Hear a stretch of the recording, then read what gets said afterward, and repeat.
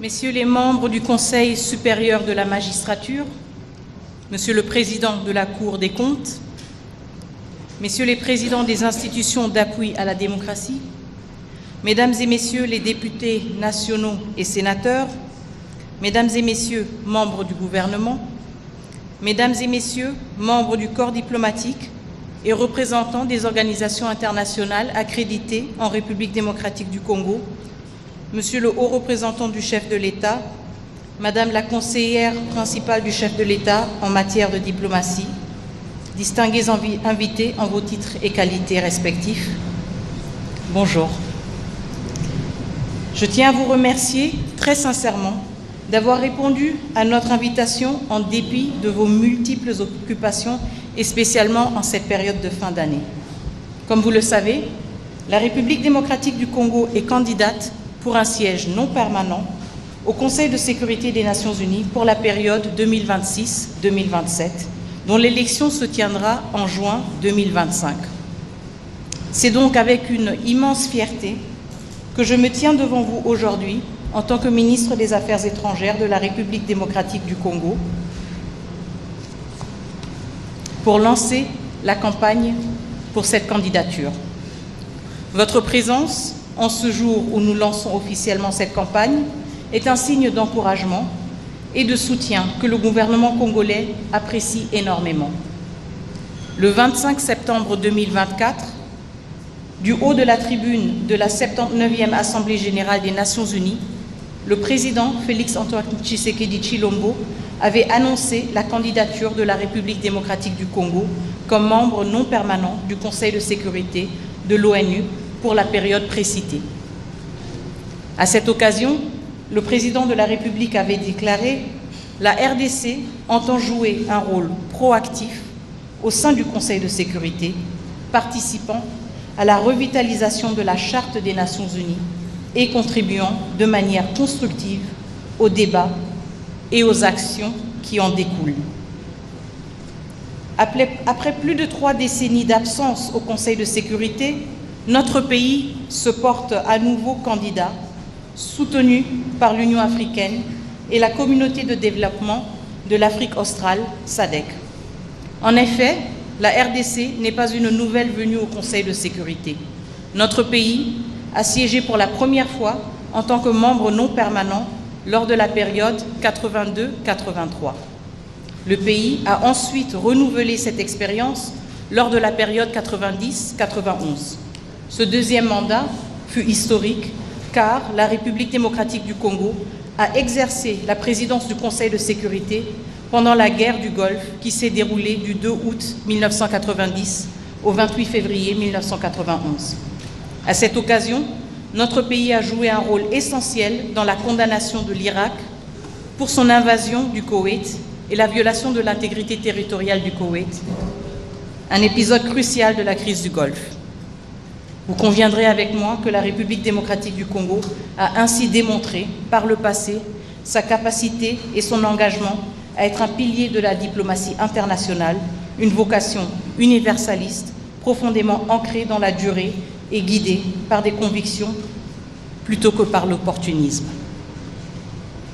Le réveil diplomatique actuel s'inscrit dans le programme d'action du gouvernement 2024-2028, qui vise notamment à renforcer l'image de la République démocratique du Congo comme un acteur de paix et de coopération internationale. En tant que nation, nous croyons fermement que la paix et la sécurité internationale sont les fondements sur lesquels repose le développement durable et le bien-être de nos populations. Mue par un haut sens de responsabilité, la République démocratique du Congo reste convaincue que son expérience unique, sa position géostratégique au cœur de l'Afrique et son engagement en faveur de la paix et de la sécurité en font un candidat idéal pour siéger au sein de cet organe crucial des Nations unies. En effet, notre pays a toujours été un fervent défenseur de la diplomatie préventive et de la résolution pacifique des conflits. Pour avoir abrité les missions de maintien de la paix de l'ONU pendant plus d'un demi-siècle, de l'ONUC à la MONUSCO en passant par la MONUC,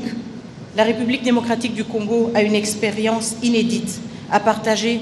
en matière de maintien de la paix et en termes de bonnes pratiques de leçons apprises et de recommandations. À titre de rappel,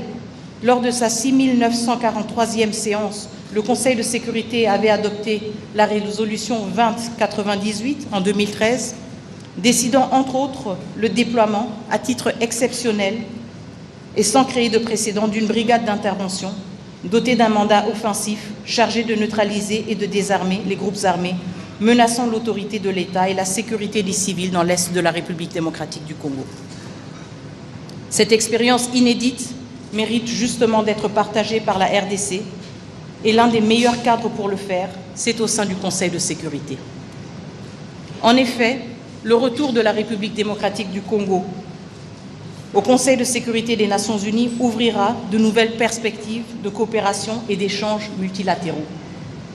Ceux-ci permettront non seulement de maximiser sa contribution à l'atteinte des ODD, mais également de renforcer sa participation à la définition et à la mise en œuvre du nouvel agenda pour la paix, afin d'influencer, grâce à son potentiel diversifié et à une expérience unique, le débat sur la réforme des opérations de maintien de la paix, ainsi que la réforme du système de sécurité collective des Nations Unies. À ce titre, la RDC entend mettre à la disposition du Conseil son expérience dans le renforcement des mécanismes de résolution des conflits, notamment par l'amélioration des systèmes de médiation et de résolution des conflits pour prévenir les guerres et les tensions internationales. Et en outre, à l'heure du réchauffement climatique, l'engagement de la RDC sur cette question cruciale est un autre avantage que l'on peut tirer de l'expérience d'un pays qui apporte une contribution très précieuse à l'action climatique mondiale et qui s'impose aujourd'hui comme pays solution,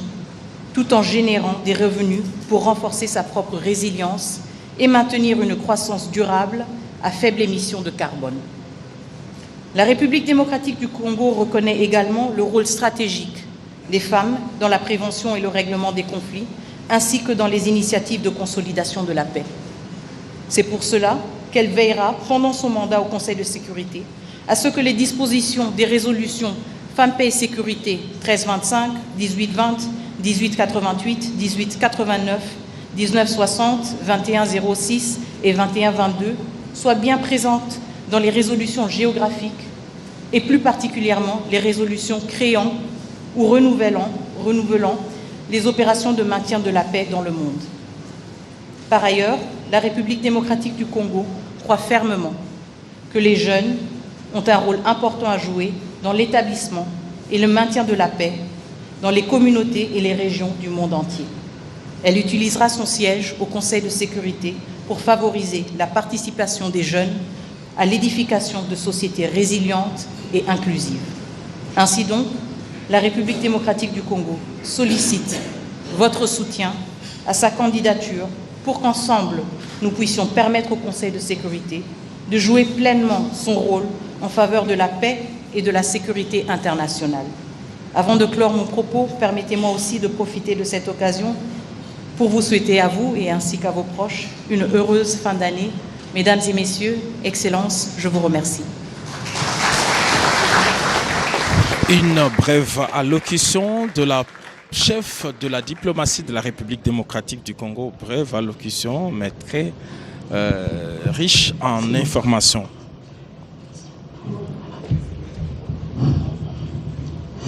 Merci beaucoup.